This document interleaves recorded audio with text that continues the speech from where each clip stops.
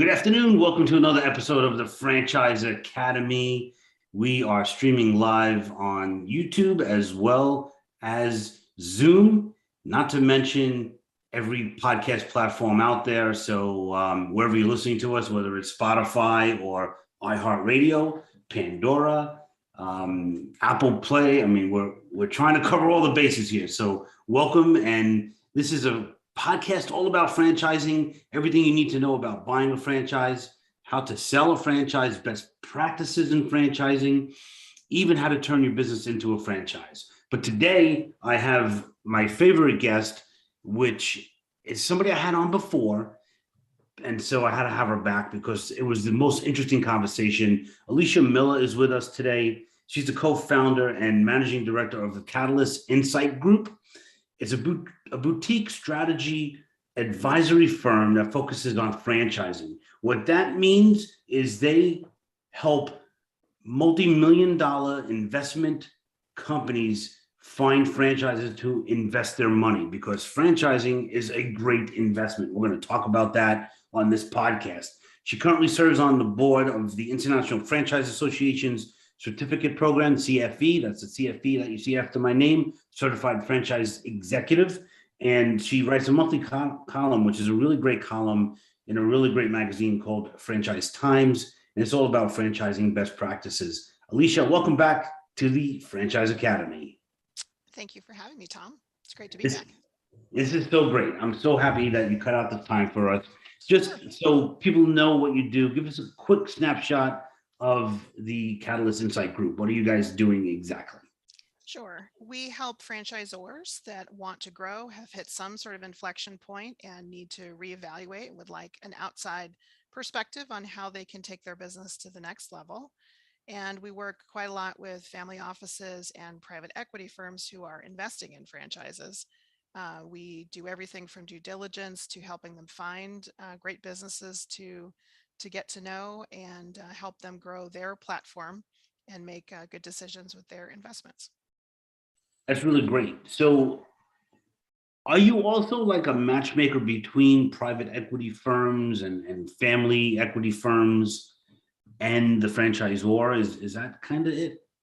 We don't help private equity firms find funding. That's a different specialty within private equity, but we do help them find founders and great brands that they need to know that fit into their investment thesis and where they're looking to take the business. I mean, look, it's a big space. There are more than 4,000 brands. There are 200 or 300 new ones every single year that get started. And some of these firms are also investing in non-franchise concepts that could be great franchises that could be turned into a franchise. So there's plenty of work to go around, and very often they will outsource to experts like us.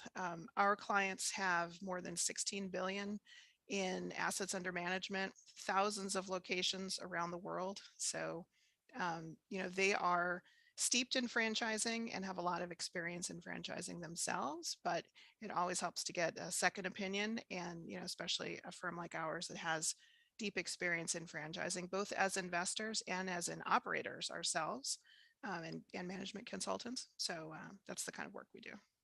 It's unreal. Like, as I remember just being a franchise owner, and I am, making my smoothies and making sure my franchise is running, my employees are showing up, having no idea that there's the International Franchise Association in the background and people like you that are doing these grand things with franchises. So it's so cool and a little bit comforting as well that this is not just like a cottage industry. This is like huge.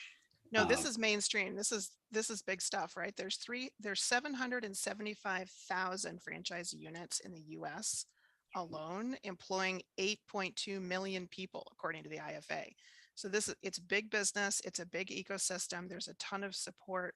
There's a ton of expertise out there for every niche thing you need to get done in a franchise. There are marketing experts, there are growth experts, there are legal experts. You just need to line up the resources and make sure that you're dealing with somebody who's got deep experience in franchising as you continue to try to grow your business. The very first thing you should do if you are thinking about franchising or are a brand new franchise is join the International Franchise Association. Go to franchise.org. The wealth of information there will blow your mind. You will spend days on that site. Just so much good stuff. So check that out, please. Franchise.org, International Franchise Association. We refer to it as the IFA among us veterans in franchising. So if you had not listened to Alicia's first podcast with me a few months ago, please go back, listen to that one as well. Just so much information. One thing that we mentioned that I wanted to talk a little bit more about, you said in passing, family businesses or family investment firms. I'm not sure what the proper phrase is. Can you help me and explain that? Family office. Family office. So what does that mean? So family office is still private equity. Okay. They're a different type of family equity. So private equity is private investment, but sometimes there is institutional money, right, as well. Family office is family money that they are now holding and in reinvesting in other businesses. So really the main difference is that a family office tends to have a longer hold time than private equity. So private equity usually is looking to grow a business and sell it upstream to another buyer who's bigger in 3 to 8 years, 5 being the average. Family offices often take a longer term view and maybe in a brand for decades. So uh, I think it's important that if you are thinking of bringing on a private equity partner, you think very hard about what your own goals and objectives are and what kind of partner you want to work with. Both can be great. Both can be very steeped in franchising, but may have very different objectives themselves. So before you take your objectives and marry them to their objectives, you've got to really understand what they're looking to accomplish. Right. That's a great point. So what you're essentially saying then, if I have this franchise and it's going well and I'm going to bring in some private equity money, if I want to kind of cash out, let's call it, in Mhm. 5 years, I would be better off with a traditional PE firm as opposed to a family firm because they may want to hang on to this thing for a while before cashing out or Yeah, whatever. if you're going to try to roll some equity forward to grow it, then there has to be some sort of liquidity event on the back end for you to get the rest of your money out, right? So understanding your objectives in that are very important. Now, you may have, your role may be small enough that you're okay with them holding it for 10 or 15 years. But having that candid conversation is really important to do up front. The other thing is most private equity firms are not themselves looking to come in and take on any kind of operating role in the business. They tend to back strong management teams. And so if a founder is looking to exit, that's fine. They can roll some of their equity forward or not. That's up to them. But if they're going to exit, that means they've got to have a strong team in place. Otherwise, the private equity firm, first thing they're going to have to do is find somebody to run the company. They may choose to do that anyway. At some point, they may make management changes, but you've got more value in the business if you can show that you've got a really strong management team that wants to stay and is doing a good job and needs some support. Yeah, great stuff. I so what are the advantages? Like if I'm just a regular guy and I'm investigating franchises right now and I'm looking at one that is still privately held by the founder and now Yeah. there's another one I really love, but there's a lot of private equity money involved with the franchise. How should I think about that? Well, it may be that they never sell. Yeah, there are still some quite large franchise brands that are held by second, third, or more generations of family. So there are cases where that is true. A good example in my town, I'm in Columbus, Ohio, is White Castle. That is still held by the founding family, and I think his granddaughter now runs the company. But I think it's more likely that the firm you are becoming, if you're becoming a franchisee of a franchise in a franchise brand, odds are pretty strong that if they're not already owned or have some sort of relationship with private equity, that they will at some point in your franchise relationship, because a typical license agreement is 5 years, 10 years, some 15 years. That's a long time. And it's just what is happening right now, that brands are getting consolidated underneath private equity firms. So it's a possibility. It shouldn't scare you. This is private equity firms are looking to grow these businesses. This is not barbarians at the gate. I don't know if you've ever read that book about the RJR takeover, the go-go days of the LBOs, but that's not what's going on here. They're not coming in and cutting costs and completely replacing management teams. They are backing growth. And so they are investing to grow. They typically come in and invest in franchise development, marketing, the tech stack, and operations support, right? So because that's what they're good at. These are all they do all day long is buy businesses, grow them, and sell them. So all of their investments are going to be related to growth. And as a franchisee, that's really important for you to consider. They're, in most cases, a very positive outcome for franchisees. And one other thing to keep in mind, think about the investment from the PE firm's perspective. Not only do they want to make money, right? They want to have a successful return on their investment, have a successful exit at some point. They want to meaningfully grow the business and grow EBITDA in the business, grow profitability. And they want strong reference accounts, right? So they want other founders to say nice things about them, so that other founders will consider partnering with them. And they for sure want to keep their reputation stellar amongst sort of the universe of franchisees and the franchise press and the business press and so on, because otherwise they will have difficulty finding new opportunities. And it's very competitive out there for great deals, great companies. And also for their next fundraise, right? So if they're not successful at growing this business and selling it for a nice profit and showing that they've been able to grow the business, then why would someone give them more money in their next fund? So in order to do their next fundraise, they've got to be successful. They've got your interests and theirs are aligned, and they're very protective of their stellar reputation. And so you will see they only want to invest in outcomes that they can control. That's why a lot of private equity firms will not do minority deals, because they want to make sure that the outcomes are ones they can control and that are good outcomes for their investors and for the franchisees. Cool. What do you mean by minority deals? Well, so you can, if you've got a business, there are many founders who would like to have private equity partners, but are not willing to give up control. So more than 50% ownership in the company. So they say, yeah, I'd like to take some coins off the table. I'm only looking to sell a third of the company. Well, there are a much smaller group of investors who are kind of willing to do that sort of deal because they don't have any control over the business, right? They've only got a third of the company. So sometimes you can put negative control rights and things in the deal where they've got a little bit more of a say, but most private equity firms are really looking for control deals. Okay. So more than So 50%. it's the percentage of ownership of the overall business is what Right. that reference was. Okay, that helps me. Thank you.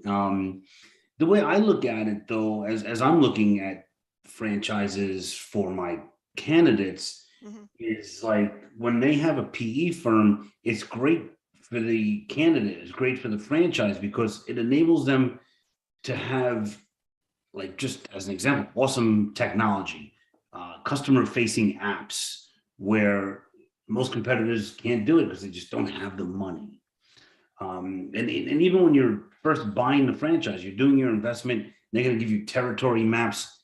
It's not a guess. They've invested hundreds of thousands of dollars in marketing data using companies like Buxton and all those kind of marketing companies, so they know exactly what zip codes they want to be in and where in the zip code they want to be. That's what they use the kind of money for, and is the way I see it. Is that a true statement, you think? Yeah, so the private equity for sure has brought a level of business sophistication to franchises, that emerging brands that maybe don't have that background. A founder may have started a great business and run a great restaurant, and customers come in and say, "Hey, I love this restaurant. Are you a franchise?" And they start thinking, "Oh, I could franchise this business." That doesn't mean they understand the business of franchising, right? So once you decide to become a franchise, you are no longer, um, you know, running your restaurant or your food concept. You are running a franchise business, which is different.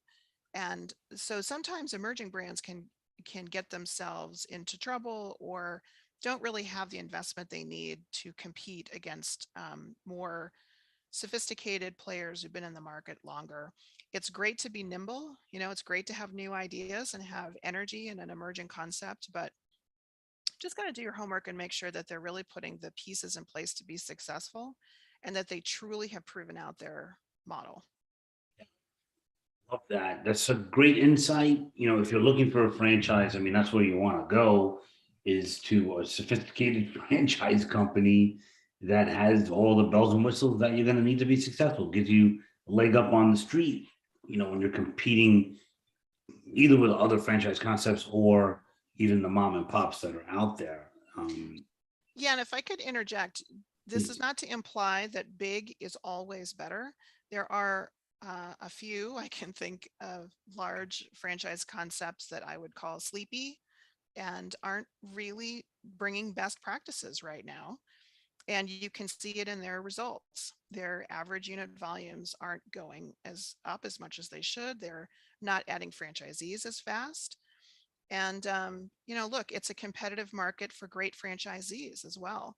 If if you've got the right amount of capital for a particular franchise that you're targeting, and you've got the right fit of skills for that franchise, they really need you in their business, and you can afford to be selective and picky and make sure that it's the right fit for you.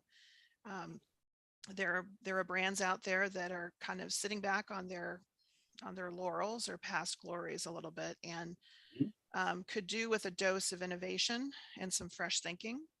And sometimes you'll see when larger legacy brands turn over and sell. That's often one of the underlying reasons, is that they recognize that they need sort of fresh eyes on this thing, and a new buyer comes in and says, "Look, here's what I'm going to do. Here's how I think I'm going to reinvigorate this business." And that can often be very positive for franchisees in those systems, because having a fresh perspective and someone who's committed their money to go in and grow this thing tends to be usually pretty positive for franchisees. And then it helps on the franchisees exit as well, because now you might have been in something that wasn't really more than a regional brand, and now you're a national brand, perhaps, right? It can, but on exit, it really depends more on the unit level economics of your business. True. So it's great if you're a national brand. That's certainly helpful, and having that brand recognition and a proven process, and lots and lots of support and so on is great. But when you're ready to exit, it comes down to how well is your business doing? Is it profitable? And who is your target buyer going to be? So if you've only got a single unit, you're either looking at someone who's going to take over from you and be another single unit owner, in which case the business has to be making enough money for it to be worth their while, because that's probably going to be their job. Or if you're selling to a multi-unit consolidator, is there a good opportunity for that owner to also make money, but their play is different, right? They're going to put a manager in charge of that unit, and they're going to run it as part of their network. Either way, you've got to run a good business, clean books, good profitability, good trends. You never want to try and sell a business when the trends are going the wrong direction. So got to plan ahead a little bit. You don't want to wake up one day and go, okay, it's time to sell. You need to think, okay, I'm going to be selling at this point in the future. And so therefore, here's all the things I need to prepare ahead of time, um, to be ready for that transaction. It doesn't matter how big the business is. The story is the same. It's just the level of sophistication and what you've got to get done ahead of time goes up the bigger the business is. Yeah, no, that makes a lot of sense. Very good insight. And would a franchise company help with that? Like if I'm a franchisee, I'm in there 7 years, I decide next year, a year out, I want to sell. Go to the franchisor and talk to them about it, you think? Yeah, that's usually helpful, especially if you're in a business that's pretty saturated. So they may be getting phone calls from people who want to buy that franchise, but it happens to be sold out in your area because it's already been successful and has already sold a bunch of units. So if you let the franchise know that, look, I'm probably not going to be renewing my agreement. I'm going to be looking to transition out at some point, maybe next year. They're going to find out about it anyway. So you're going to need their support because they've got to approve the next franchisee who comes in. Yep. And they can do some matchmaking. They can send leads your way if you're ready to go. They may have third party valuation experts or other support that they can recommend to you. And before you even do that, another group that you should probably talk to are franchisees around you or that are known to be acquirers in your system to see if they have any interest in your units. Because look, they may be looking to expand and you might fit really nicely into that. And that's a known entity, so that's probably going to be a smoother path of approval with your franchisor because they already are a proven operator in the system. As long as the franchisor has approved them for growth, approved them to take on more units, then that can be a faster path sometimes. That's the point. I think a lot of people don't think about that part of it, and it's true. And you really need really good books. You need to prove out that the business is doing well. It's those sort of fire sales that annoy me anyway, where somebody's losing revenue, they're on a down, on a decline, and they're like, "But I want all this money from my business because I worked hard." It doesn't matter how hard you worked if you're not doing the right things. Right. Yeah. Yeah. So Yeah. The interesting. market, the market's not going to make you whole because you've not grown a business successfully. Hmm. So it pays on a multiple of cash flow, basically, in most cases. And if there's real estate involved, that's a different animal. But in a leased location, it's a multiple of cash flow. So trends have got to be going the right direction, and it's got to be ready to transfer. If you're trying to do a transfer and you've been in the unit for 15 years and it needs $15,000 worth of refresh to be up to brand standards, that's going to be factored into the purchase price somewhere. So it's that kind of stuff you've got to be aware of. It doesn't make it impossible. It just means, plan ahead and be ready for it. Great. Good stuff. I didn't even think we would cover that kind of topic. That's a great topic, though. Appreciate that. So, Alicia, what trends are you seeing in 2022? And I'm just trying to think. Today is May 3rd. So I we're know. Can you recording. believe it's May already? I don't know I when that know. happened. It's crazy. That is But crazy. I'm not but we ready. are May 3rd, 2022, recording this right now. Yeah. What are you seeing out there? What's going on? So I expect this year is going to continue to be very robust for M&A activity for sure. There's still really robust interest in franchising. There's very strong interest in good concepts with good management teams. So if people have been contemplating a transaction, some firms maybe held off a little bit because of the pandemic and wanted to kind of get through that first, make sure that their numbers were good, and then show they were back on a growth path in order to maximize their value. So those companies are now coming to market because they're kind of ready to go. They feel ready to go. So we're going to continue to see, I think, robust interest this year. There's still tons of dry powder sloshing around, tons even of private debt money that's been raised. So there's money to deploy. They have to deploy this capital, these private equity firms. And interest rates are going up, which is going to make debt more expensive. And, a certain amount of debt, a healthy amount of debt needs to be put on the business to improve returns. So that's a consideration.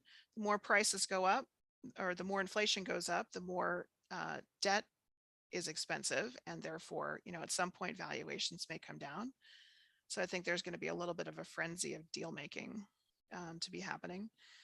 Uh, the fact that inflation is going up, I think, is going to put additional pressure on business models that were questionable in the first place. So there are franchise concepts out there that are underperforming for their franchisees compared to other options that are available.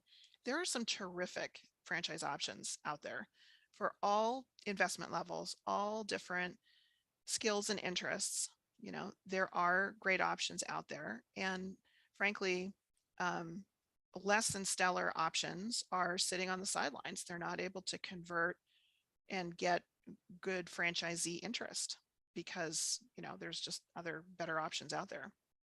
So those firms, I think, are going to be under a lot of pressure this year. They can no longer um, kind of pretend that the pressures are pandemic related because we've now come, you know, hopefully mostly out of that. And, you know, if their model is under additional pressure because of inflation, they've got explaining to do, they've got reinvention to do.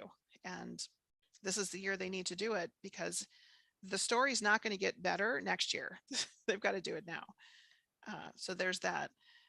I would say this is also a really great year that if you are working in a franchisor, if you're on the corporate side and you're looking to make a change, you know, there's been a frenzy of acquisition activity over the last couple of years. And as I said, all these firms need to show they can grow the business. So they are really leaning in and investing in great corporate talent, marketing, sales, technology, operations, field support, franchise development in particular. Um, if you're looking to make a change or maybe looking for promotional opportunities, this could be the year. Put your toe in the water and see what's out there. You know, this could be the year for you. Another point I didn't think that we would discuss. And franchise employees, that's pretty cool. Yep. Love that. What kind of oh my god, you were talking about I just blanked out. Having a senior moment. We all Small have business them. week. Small business week. You're talking about that. What did you want to say about small business week? Oh, well, you know, one other thing, probably while I'm thinking of it, someone asked me the other day whether I think we'll see a slowdown in emerging brands entering the market. You know, we were getting 200 to 300 a year entering prior to the pandemic, and you know, some of those plans got put on hold during the pandemic, but uh, I don't see signs of that really slowing down. I got to be honest. There's too many people enabling folks to get into franchising and to take their business and, you know, make it a franchise. And there's too much pull demand coming, and the promise of and the hope of having some sort of big private equity sale event down the road. It's enticing, and there are a lot of really great firms in the middle that enable a good concept to catch fire. So strong franchise development, strong marketing and PR support, um, back office support that's needed to help these brands. So an emerging brand that's got a strong concept and the right focus and the right focus on franchisee profitability has plenty of hooks they can um, they can latch onto to help accelerate their brand. And so I think that we're going to continue to see a lot of emerging brands. And I'm very interested to see what Fran Data comes out with as they continue. They're the kind of research arm uh, of IFA that does most of the analysis on the market and comes up with numbers of units that are launched each year. So I'm very curious what they're going to say, but my suspicion is that it has not slowed down very much. Yeah, great firm too, Fran Data. They Mhm. have, I quote them a lot.